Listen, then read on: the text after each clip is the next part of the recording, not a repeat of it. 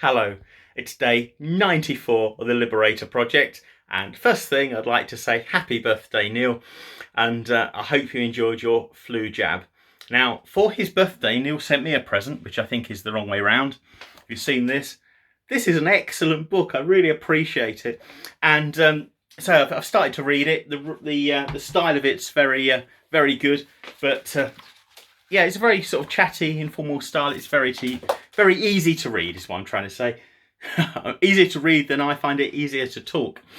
Okay, and if you look at the book, it says, I love this introduction. It basically says there's no such thing as absolute safety. If you go sailing, you're at risk, and you take your own consequences when it all goes wrong. And then the second chapter talks about how you survive by having the right mental attitude. Well, I think I'm all right for that. I mean, I don't know about the rest of the safety, but I'm pretty certain I can survive the rest. But anyway, thanks a lot, Neil. That's a fantastic book. I really appreciate it.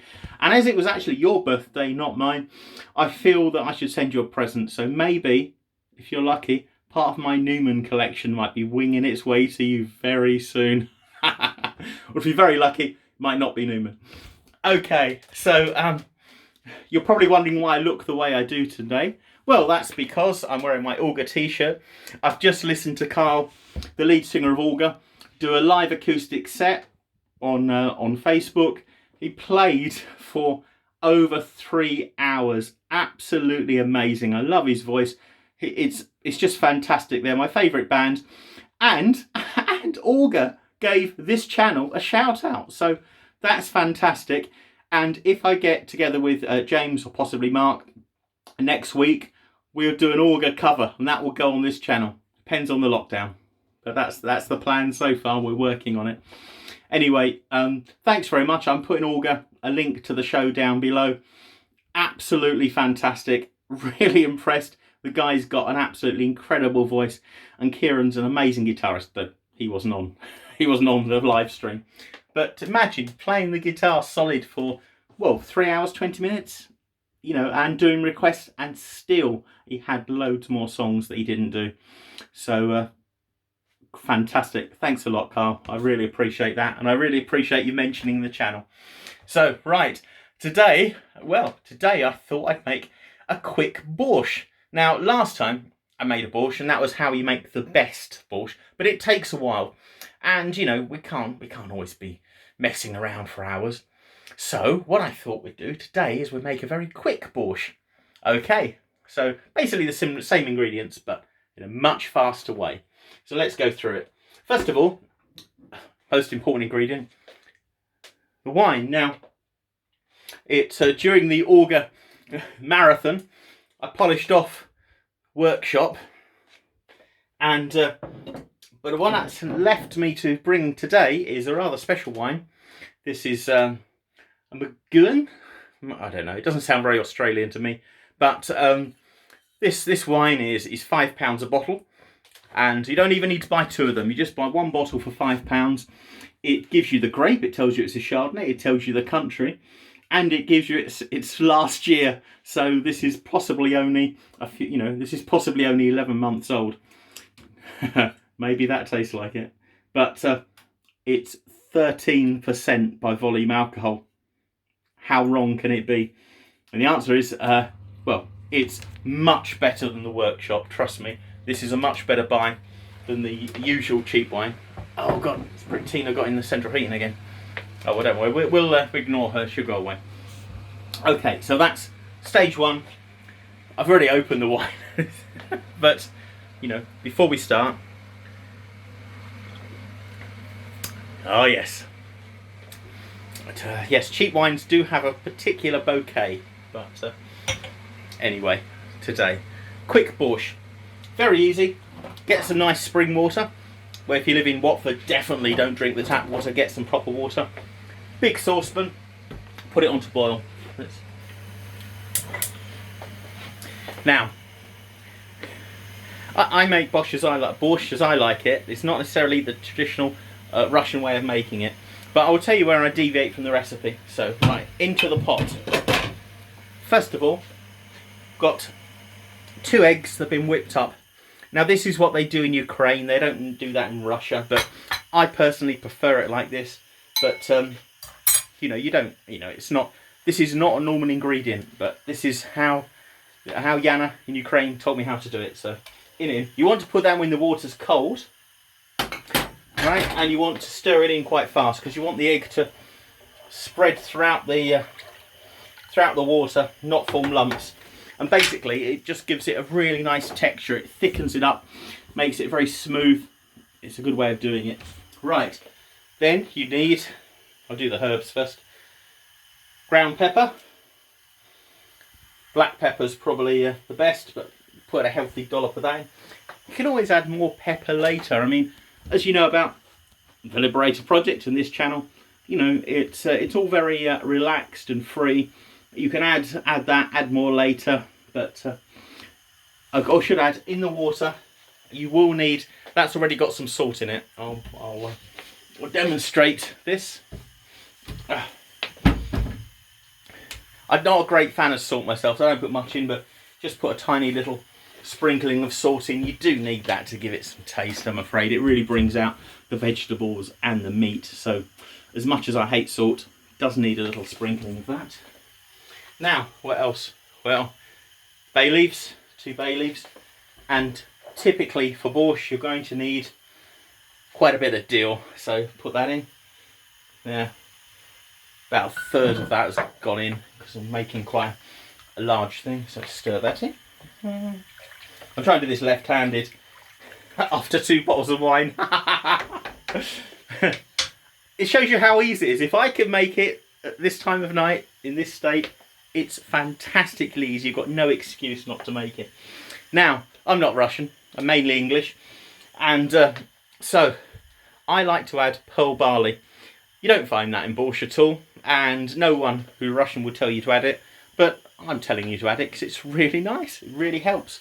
It really gives it a lovely texture, and it sort of settles on the bottom and doesn't bother you too much anyway. So there we go. Put in some pearl barley. Now, let's go to the, what I've done for speed, because I want to do it all in one video, I don't want to do it in 3 or 4 videos. I've had a saucepan, a frying pan, and I've put some dripping in it. It doesn't need to be beef dripping, it can be lard, it can be vegetable oil, it can be butter, just some sort of oil. And I've quick fried some onions. Now, as you see, right, you don't cook them like you do in England, where, you know, they're brown and well cooked. No, what you do is you just basically cook them very, very slightly, so they're slightly transparent. So very quick fry of the onions. I have seen borscht where people don't even bother cooking them, but I think you know, how quick do you want this? I mean, we could do it really quick, in which case you don't fry anything, just put them straight in the pot and boil them. But, you know, this is, I think it's worth the effort of actually doing that. And something else that I've done, which is very odd for an English person, is I've done the same. They're probably a little bit too cooked actually. Fried some carrots.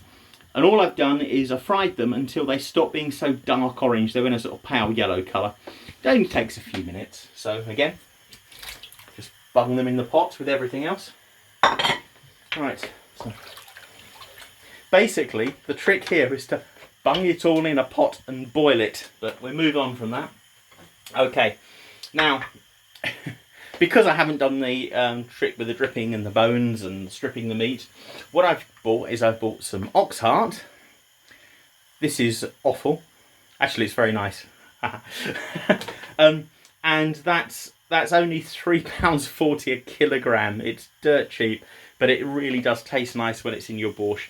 So all I've done with that is I again quickly fried it. Now, fried it at a very high temperature with, you know, some sort of oil, just to brown it and seal it. You don't want to cook it, you just want to seal the meat. So that goes in. Okay, and likewise, I've also bought some kidney. Again, you know, very, very cheap. This is £4 a kilogram. So I've got like 380 grams here. this meal is not going to cost very much, and it's going to last for a good few days. There's a lot of meals here, and it's really tasty. The thing you need to do with kidneys, you need to thoroughly wash it. So put it in a sieve, run lots of cold water through it, make sure it's really clean, and then again you fry it on a hot temperature. And I don't try and do this one-handed. And all you're doing is you're sealing the meat again. So that's it. I don't know how I'm going to do this one-handed. Okay. It doesn't matter if the oil goes in your borscht, because you know, when it cools, you can skim it off, or actually even you leave it in. It just gives it a bit of taste. You know, it gives it a nice taste. I might have to do this off camera because I think I might have overreached myself trying to do this one-handed. Okay, we'll try that again. So, here you go. There we go. So that's in the pot.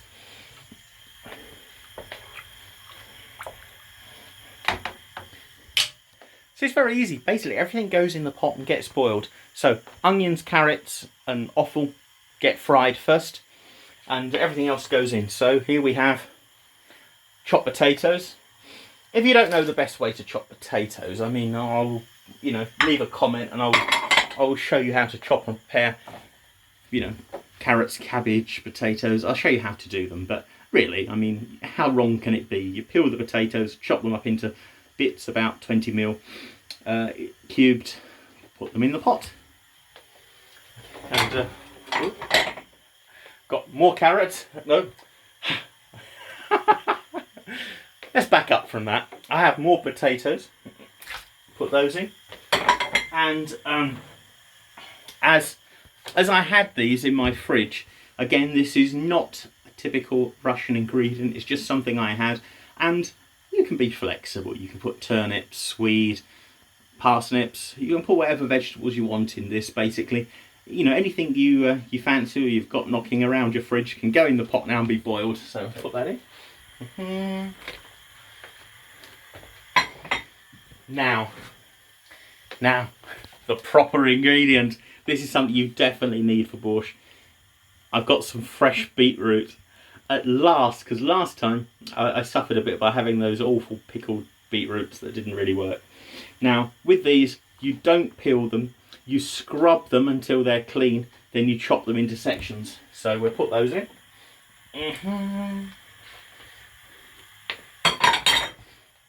Nearly there. I might need a bigger pot actually. You can see how much this makes. Right. And now this is half a cabbage. But, you know, all these ratios depend on what you like and your taste. It doesn't really matter. And certainly in you know, in traditional Russian food that has been cooked for me, they use a lot more cabbage and a lot more beetroot, and you know, that's good. But you know, I happen to have half a cabbage left over in my fridge, so that dictates a lot of what I cook and what the quantities are. So here we go. And that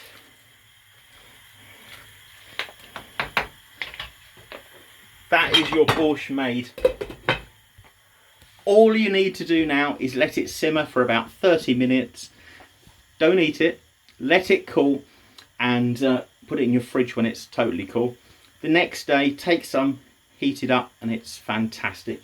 The only things you've got to watch for is if a scum sort of forms on top. You know, just deal with it. Just I've got one of my yes, I could have prepared, but I didn't. Right, I was watching Auger, and it was too good. So I spent, like, you know, the last 3.5 hours watching Auger rather than preparing for my video. Okay, if you get a scum on the top, which if you wash the kidneys properly, you shouldn't really, but if you do, skim it off with this, put it into another bowl. When it settles, skim off the froth, throw that away. All the stuff that settles down, put back in your pot. So just keeps it clean, and you know, adjust it as you go along. Again, the thing about cooking is there's no rules really. You do what tastes good to you, and if it's going wrong when you're cooking, you correct it. You make changes. If you taste it and it's not got enough salt, add salt, add pepper, add herbs. Just keep tweaking it until you're happy with it, or until it's edible. And you know, that's how it's done. So there's no magic here. Just try it yourselves, and you know, after a while you get to, by the look of it, you know when it's going wrong and it's time to make a correction. But anyway, that's today's quick borscht, and and it's been a great day for me because I've really enjoyed listening to Kyle from Auger. Anyway, thanks a lot, and see me tomorrow for, well, I don't even know yet. That's the Liberator Project mythology. See you soon. Goodbye.